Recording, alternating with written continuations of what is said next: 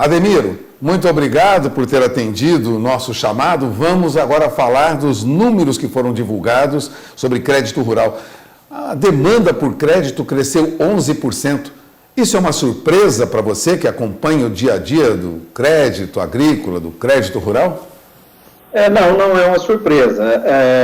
Na verdade, essas divulgações, elas não condiz com o que está efetivamente acontecendo no dia a dia. Ou seja, é uma divulgação macro, né? Mas precisa entender melhor que o Plano Safra ele é de um ano, né? Então, quando você olha assim, cresceu 11% em que período? Aí começa a dizer, período de março a abril deste ano, comparativamente com março a abril do ano passado.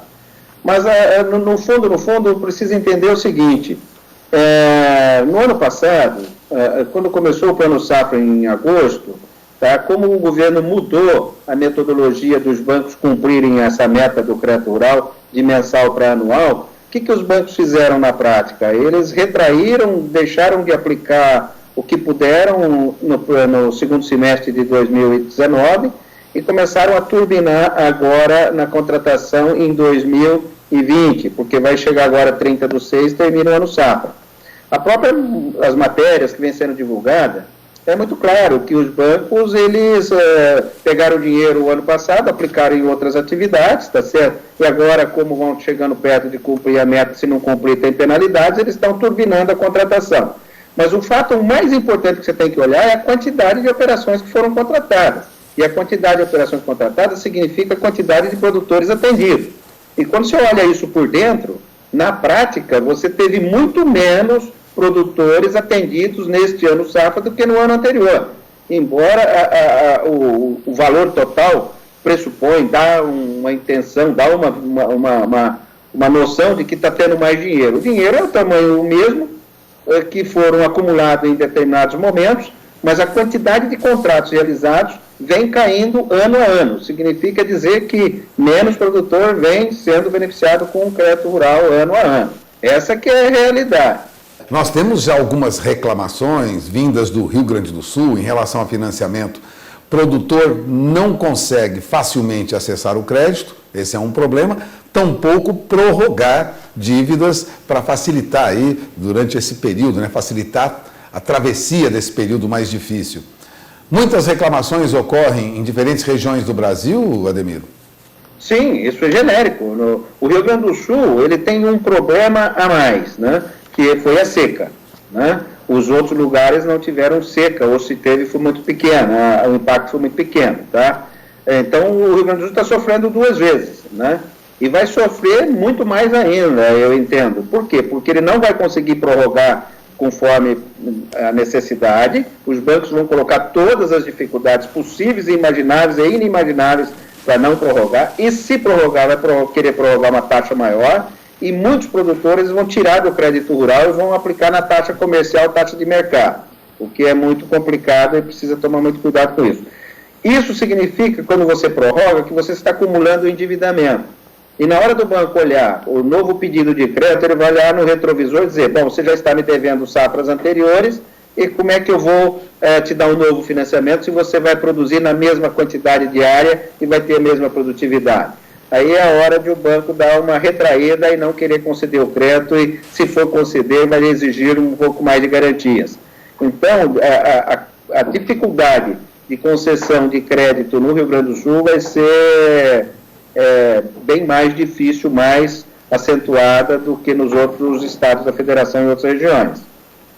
A ministra da Agricultura, Tereza Cristina, tem, pelo menos há conhecimento, feito esforços, vamos dizer assim, junto ao Ministério da Economia para baixar taxas de juros agora para o próximo Plano Safra.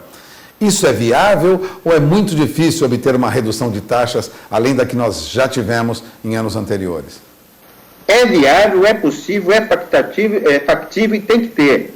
Não se pode falar numa taxa de juros de crédito rural de 8%, 9%, 10%, como é o recurso da LCA que está se falando hoje, com uma Selic de 3%.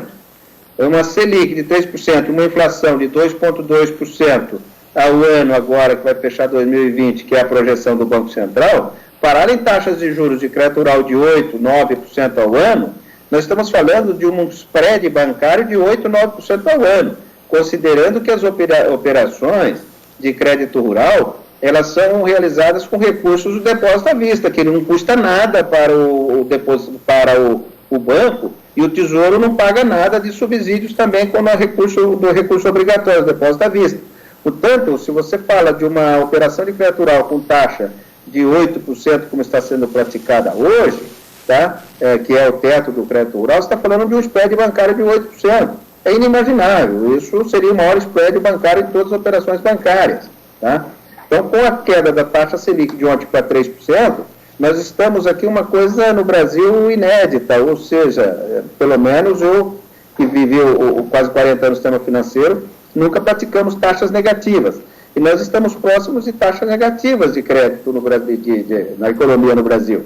Porque 3% Selic com 2,2% de taxa de inflação, né, quando você coloca a tributação no meio, você se torna uma operação praticamente, para quem vai depositar o dinheiro no banco, inviável. Né?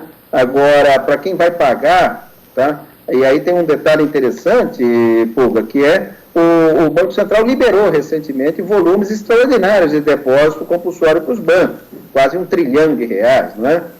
Ou seja, reduziu de uma carga de 45% para 20%. Então, ele liberou esse dinheiro, está na mão do banco e está na mão do banco de uma forma gratuita. O banco não está pagando nada por esse compulsório que foi liberado. Tá certo? E, no entanto, agora as taxas de juros começaram a subir tremendamente, por conta do Covid, por conta de seca, por conta de todo o risco que coloca na balança, tá certo? Então, essa plano safra tem dois pilares agora que precisa estar muito atento. O primeiro pilar é taxa de juros, o segundo pilar é volume de recursos. Bom, agora vamos falar sobre a perspectiva mais adiante. A próxima reunião do Conselho de Política Monetária do Banco Central, já temos uma sinalização do próprio comitê, será menor do que 3% ao ano, a taxa básica. Isso indica juros mais baixos lá na frente? Ou, de acordo com o que você falou, o juro não cai na medida em que cai a taxa Selic?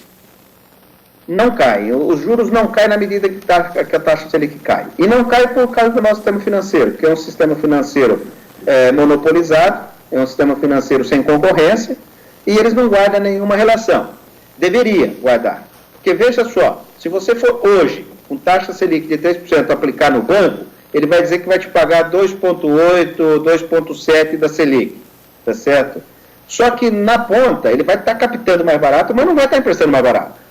Então, é uma situação até muito interessante, porque baixa-se a taxa Selic, e aí nós vamos, se baixar mais um pouco a taxa Selic, nós vamos entrar numa situação, talvez até meio complicada, e vai ter que entrar no parte de tributária, porque veja só, se eu coloco uma taxa Selic de 3%, vamos que ela caia para 2,5%, tá certo?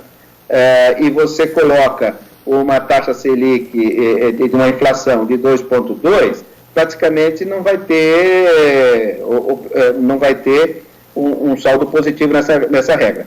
Mas ontem eu estava fazendo uma continha, já com a Selic de 3%, e vou, se você me permite, repetir agora para levar ao conhecimento dos nossos telespectadores. Que é o seguinte, se você chegar no banco hoje e aplicar R$100 mil a 3%, tá certo? Você vai ter ao final de um ano R$3 mil.